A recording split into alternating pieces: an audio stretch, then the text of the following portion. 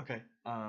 This is typically the main screen after you've done, start your profile and everything. That's the basic stuff. Choose a name, choose a starter, um, all that good stuff.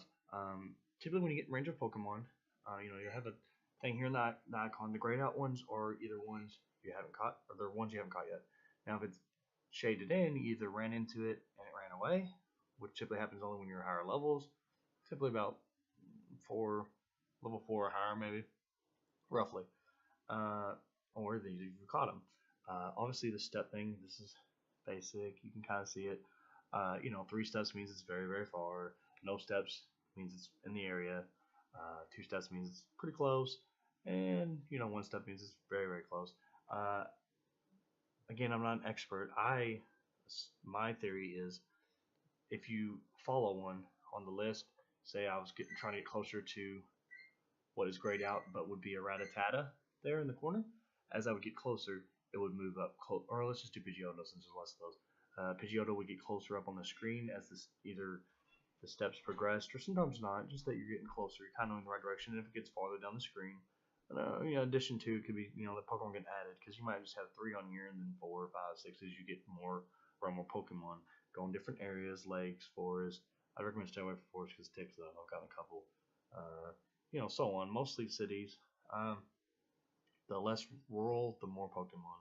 I know that seems kind of counterproductive, but I guess it's just because GPS and Wi-Fi is more likely to have better connectivity. Uh, anyway, when you find the Pokemon you want, you have the screen like this. You click on it. If your game doesn't freeze up like mine did. Again, I am doing this also looking into the camera, so I do apologize. It's a matter of preference on what finger you use. I typically use my middle finger because if I use my thumb, I got little fat fingers, and my phone's not cool enough to do the augmented reality, so I typically just do the virtual reality.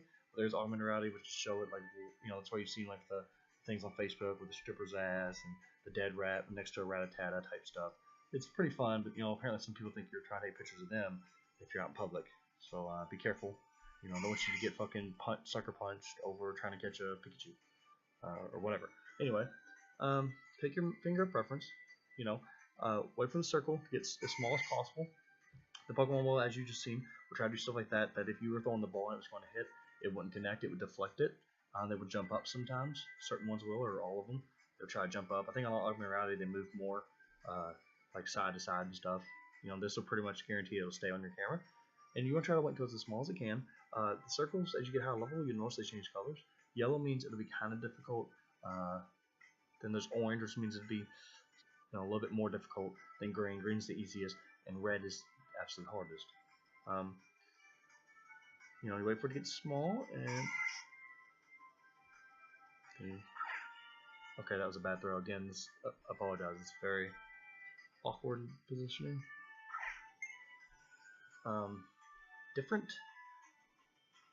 And then you wait for it to jiggle 3 times. Now, if it jiggles a couple times and then stops, and nothing changes, that means your game froze. I recommend closing it out. Sometimes, if the Pokemon would have stayed in, then it would be there. If it would have broke free, then it would break free. I can't get this to pop up, but you get experience and candies and Stardust. Stardust is used to evolve and level up in their power. You get more experience for new Pokemon captures, and as well as if you like throw a curve on the ball, or I've gotten one called Perfect Throw. I guess it's like I hit it in the middle or perfectly or whatever, and so I got 100 XP. A curveball is 10, and so on and so forth. I guess there's different ones. It's really the ones I've really seen. There's like another one that's like 50, but I don't know what its name is off top. You'll see, it'll register it in Pokédex. It'll, which you can't see. Give it stats, tell you like its moves. You can see here, it's got like this one has. Now, okay, I can't get it. Has Rock Smash and X Scissor. It'll show you actually down here on Google Maps, like where you basically found it, and then you can hit transfer actually right up top there if if it's one you want to transfer, which that just gives you other candies of the same variety. This being what again you can't see is a pincer. It gives you more pincer candies. And then basically it's just trading them in. It says transfer, but it's not like in the games where you transfer it to the PC and you can withdraw it. It's gone. Give you the stats. Actually, in this one, compared to the games, they do have different heights and weights and HPs and stats. You want to try to get the one with the most stats. I can't confirm if, like for example, all pincers, if you take one pincer and another pincer that may want to have 100 CP, another has 50, if their cap will be the same, or if I'm pretty sure though, I don't know if it increases with the Pokemon like you already have, or as a node, I do know as you level progress, you will run into stronger Pokemon whose CPs will start off higher. And there's different moves. That's why you want to catch different ones as well, not just transfer for different moves that they may have. One may have a move you really like, but another may have two moves you really like, so on and so forth. One may have more HP, one may be stronger, whatever. Which right now, you only use it for the gym battles, which that'll be for another time. You gain XP for catch Pokemon, obviously. Going to Pokestops, participating in gyms. Apparently, the teams matter because Team Instinct gets more experience from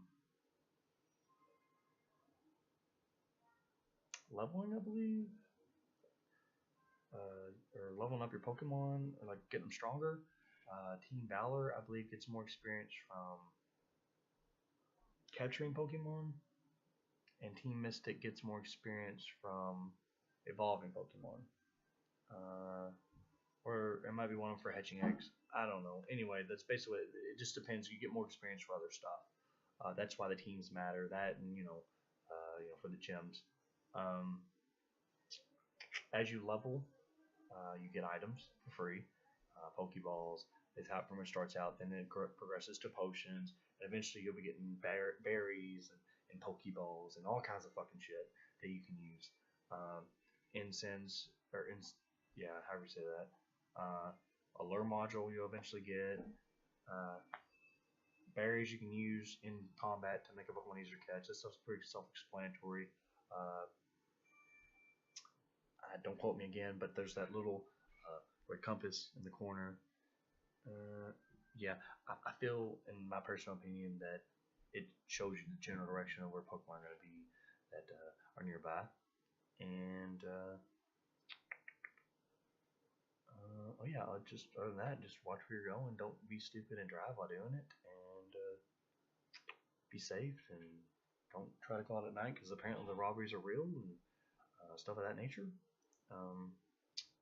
Remember, it is a video game, and have fun. And good luck catching them all.